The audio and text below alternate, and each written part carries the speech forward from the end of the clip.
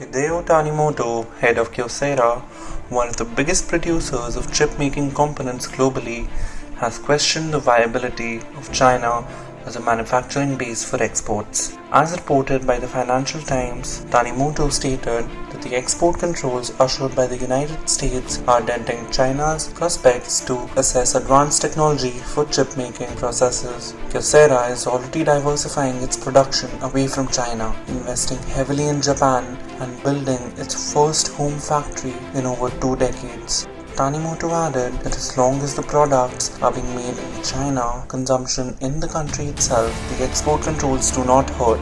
But from a global perspective, exports are becoming difficult to other regions. The United States and China have engaged in a trade war, starting with President Donald Trump's excessive tariff controls. During President Joe Biden's regime, export controls were ushered, restricting China's ability to produce advanced semiconductors. Further, the White House introduced the CHIPS and Science Act, incentivizing chip manufacturing within the United States. In October of 2022, the United States Commerce Department under the Biden administration announced a set of sweeping instructions aimed at disrupting China's manufacturing dominance in the supply chain sector.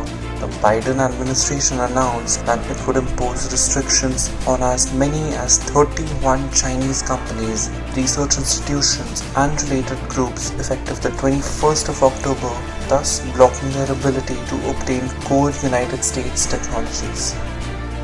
The Commerce Department back then claimed that the latest export control moves were intended to halt shipments of chips and chip-making technology of potential use to China in its military build-up and bid to dominate key industries. The Biden administration has added China's top memory chip maker Yangtze Memory Technologies, the YMTC, and over 30 other Chinese entities to a so-called unverified trade list. Put simply, the United States wants to cripple China's ability to produce advanced semiconductors, 3 to 14 nanometer process technology. Thus, the cost of these restrictions will be felt by the Chinese chip makers, especially those working on cutting-edge technologies for next-generation computing solutions.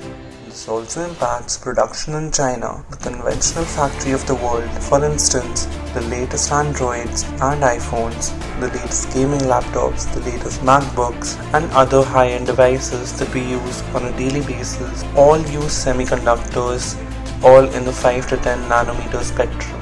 This will severely cripple China's manufacturing capability.